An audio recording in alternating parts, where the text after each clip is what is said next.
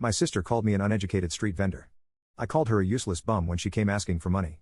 My sister, 29 female, insulted me, 36 male, for not completing school. She's educated and has a college degree.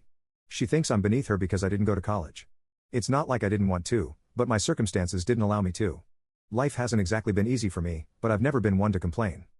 I grew up poor, like dirt poor. The idea of finishing high school or going to college was only a dream. My parents could barely keep the lights on. I started doing odd jobs when I was 13. When money started coming in, I was happy. I took 2 jobs and then 3. It wasn't glamorous, but it was what I had to do. I don't remember when I dropped out of school and started working full-time. When I was working on a food truck, I liked the idea. I felt I could also do this. I quickly learned everything. I knew I wanted to have my own business one day. So when I was 21, I started my own food truck. I've been running it for over 15 years now. It's my livelihood, and it's something I've built from scratch. After the success of one, I launched 3 more. And now, I only do managerial work and oversee the operations. My dream is to make it like a food chain. Let's see how far I can go.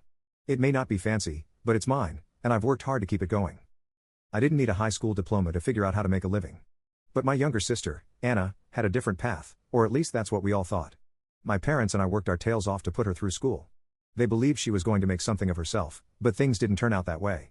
Anna is 7 years younger. By the time she started school, I was already earning. So she led a better life because I brought money home. She was good at studies, and we wanted her to go to college. My parents always pinned their hopes on Anna. They thought she was the one who'd break the cycle of poverty for us. They saw her as their golden child, the one who'd get an education, land a job, and pull us out of the hole we'd been stuck in for generations. I was already making money by then, but still, I didn't mind. I knew my place in the family, working to help out in whatever way I could. And I was okay with it. I was not a rebel. I'm the kind of guy who puts my head down and works hard. I was also hopeful that my sister would get a good education and bring a good name to the family. When Anna was old enough for high school, my parents did everything they could to make sure she stayed on track. They couldn't afford much, but they scraped together what little savings they had to send her to community college. I chipped in too. I launched another truck and ran it all by myself while still managing the older one from time to time. I saved every penny I could so she wouldn't have to worry about money the way I did. I was dating my wife and had marriage plans, but we put that on hold. I told her to wait for a while until I sent Anna to college. She's a wonderful woman. She agreed. We all hoped Anna would make the most of the opportunity. But as the years went on, it became clear that she wasn't taking things seriously. She barely passed her classes and spent more time hanging out with friends than studying. She thought we were uneducated and that she could fool us. Yeah. We didn't go to college, but we know this: if you're good, you'll get a job. Instead of focusing on her future, she acted like the world owed her something just because she was going to college. She did manage to graduate, barely. My parents were hopeful, thinking she'd finally start to live up to the expectations we all had for her. But after graduation, she wasn't able to get a job. She got rejected in interviews. She told my parents that there were fewer openings this year and that next year, when the fresh opportunities came, she would get one. It took her more than a year to get a job. Even after getting one, she bounced from one job to another. She couldn't hold down work for more than a few months, always getting fired for some reason or another. It was always someone else's fault. Her boss was unreasonable. Her coworkers were idiots. Or the job wasn't good enough for her. After being fired from one job, she wouldn't even hunt for another. She would spend the days playing video games. My parents were heartbroken. They had burned through what little savings they had to try to give her a better life, and she had nothing to show for it. She was still living at home, still asking for money, and still not taking responsibility for herself. Meanwhile, I was out there every day running my food truck, working long hours to make sure I had enough money to pay my bills and help out my parents when they needed it. I was married and leading my own family, yet I helped my parents because they needed it. There were so many times when my parents shared their worries with me regarding Anna's carelessness. They were tired of providing for her, but they were unable to stand up to her. Anna created the atmosphere of superiority around herself. Since none of us were educated like her and knew stuff that she knew, she looked down upon us. Most of the time when I visited home, she was either out with friends or locked up inside her room playing video games. Can you imagine a 23-year-old grown and educated woman piling up on her poor parents and spending the day and nights playing video games? Once when I was visiting home, I was lying on the couch and watching TV like she didn't have a care in the world. Call me nosy, but I couldn't stop myself. I sat down and tried to talk to her. I asked her, "What's your plan? Mom and Dad are getting old. They can't keep supporting you forever. You've got a college degree. You're smart. You can do something with your life." She didn't even look up from the TV and rolled her eyes. I said, "Do you want to talk about something? Why are you not able to get a job? You have a degree, don't you?" She kept staring at the screen and muttered, "Why don't you mind your own business?" I was shocked at her response. I tried to justify myself that I wasn't being nosy. I was just worried about her future and also about our parents. Things got heated up between us when she said, "Why don't you focus on your own family and let us deal with our own crap?" I was like, "This is my crap too. I also contribute to this house. Unlike you, I cannot let my parents sleep on an empty stomach. I'm the reason we got shifted to this 2-bedroom apartment. Earlier, we used to live in a studio apartment. Remember? She remained silent. I thought it got to her senses. I tried to make her understand that it wasn't a matter of food anymore. We're in a better place now, but we also should strive to get even better. We cannot let our parents work 2 jobs for the rest of their lives. Also, I asked if she was facing any issues with her career. Then maybe we could discuss it and find a solution. If she needs to learn any skills to get a job or something. To my suggestion, she whispered without missing a beat, "What would you know about technical skills and all? I don't need any lecture from an uneducated street vendor." I stared at her, dumbfounded. After everything I'd done for her, after all the work I'd put in to help her get ahead, that's what she thought of me? An uneducated street vendor? As if I was beneath her because I didn't finish high school, and she had a piece of paper from some community college. I couldn't hold back anymore. I snapped. You think you're better than me? I might not have a college education, but at least I've built something.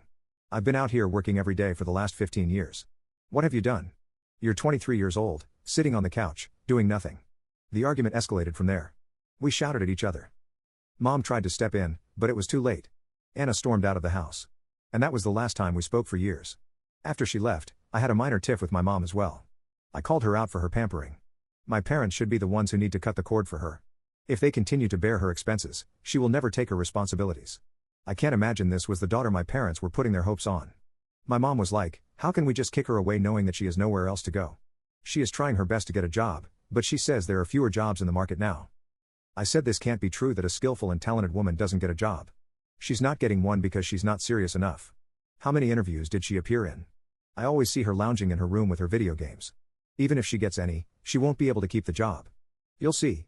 My sayings came out to be true. Later, when she got the job, she couldn't hold it for more than a few months. She always got fired. She heard me rant and just nodded. I knew she wouldn't do anything about it. I was angry at my parents also, but later I realized why was I wasting my energy. I had anyway pulled back my support after having 2 children. They didn't ask either. They're hardworking people. They earn their own living. But whenever I drop by, I slip a few bucks to my mom or buy them groceries or household stuff. However, after that incident, I stopped visiting them.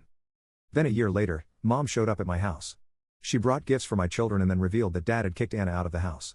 They couldn't afford to support her anymore, especially not when she refused to help herself. Dad gave her 2 months to find a job and start to pay rent and pay for her food, but Anna faltered. Dad gave her the ultimatum to vacate the house, but she was stubborn. She thought it was all false threats and my parents could never cut her off. So one day, Dad threw away her stuff, took away her house key, and didn't let her enter the house. A lot of drama happened before the final showdown, but that's not important to cover. I was happy to know about this, not because Dad kicked her fat butt, but I thought in this way, she'd find her way or at least learn that the world doesn't owe you anything. Meanwhile, I kept grinding away with my food truck.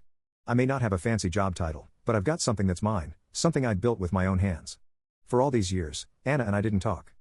I'd hear bits and pieces from my parents about how she was struggling, getting fired from jobs, falling into debt, and refusing to change her ways. I felt bad for her, but at the same time, I knew she had to figure things out on her own. No one could help her if she didn't want to help herself. Then, 2 days back, Anna showed up at my door. It was the first time I'd seen her in years. She looked rough. Her clothes were wrinkled. She hadn't shaved in who knows how long, and she had that desperate look in her eyes that people get when they've hit rock bottom. "I need money," she said, not even bothering with small talk. She said she was in huge debt and had nowhere else to go. She wasn't even asking. She was demanding. I stood there for a moment, taking it all in. My sister, the same girl who called me an uneducated street vendor, was now standing at my door asking for help. The irony wasn't lost on me, but I wasn't about to let her off the hook that easily. I asked her with a blank face, "Are you sure you want to take money from an uneducated street vendor? The money you're asking for is being made on the streets." She tried to dodge, saying, "Oh, come on, buddy. Let go of the past. I'm in trouble. Help me out," I snapped. "Why should I help you? You look down upon my work. You called me names, never appreciated what I did for you, and now you want my money?" Funny, Anna looked at me, and for the first time, I saw fear in her eyes. She wasn't the cocky kid who thought she was better than me anymore. She was scared, desperate, and out of options. Her voice cracked. "Come on, man. You're still holding that thing? I was a kid back then. Didn't know about the world. Now, I understand how terrible it is out there. I appreciate how much you've done for the family. I respect you," I said. "I'm not gonna melt at your sweet words. You were being a butt after you went to college. Treated me like crap. You insulted my business. How can I forgive you?" She tried her last bet, saying, "We're family. You're my sister. We're supposed to have each other's back." I shook my head. "Family? You never acted like family. You've spent your whole life only taking from us. I've worked too hard for what I've got. You want money? Go get a job and earn it. Anna opened her mouth to argue, but I cut her off. You're a useless bum. You've had every opportunity, and you've thrown it all away. I'm not giving you a dime.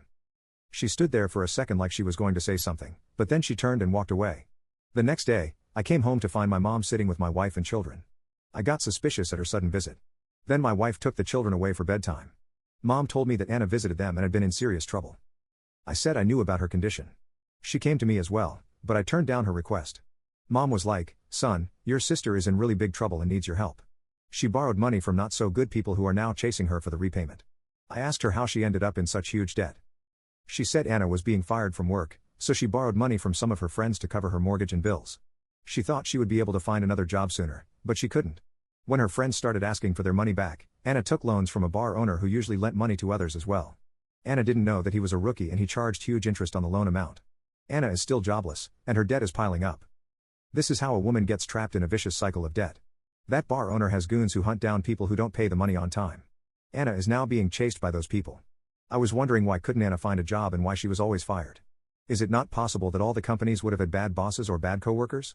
It must be her. Why can't she hold on to one job? She's a grown woman now. My mom intervened and said, "We can discuss this stuff later, but can you please bail her out now? She really needs the money." I snapped at her. "That girl looked down upon my work and you want me to bail her out? No way." Mom started sobbing and said that those people were even threatening to harm Anna. Now I'm worried. I don't want to give her a penny, but it would be unbearable to see her getting harmed. What do I do now? I discussed it with my wife, and she said maybe I could give her a chance. Update: thanks, buddies, for the comments. I was still thinking about what to do when I got to know that my mom already churned out her lifelong savings for Anna. I didn't think much of it. Then a week later, I was passing by them and thought to drop by. I casually asked my mom about Anna, and she blew out at me, saying, "She's our daughter. How could we keep the money and let her get thrashed?" It felt like a jibe, as if she was digging at me for not helping Anna.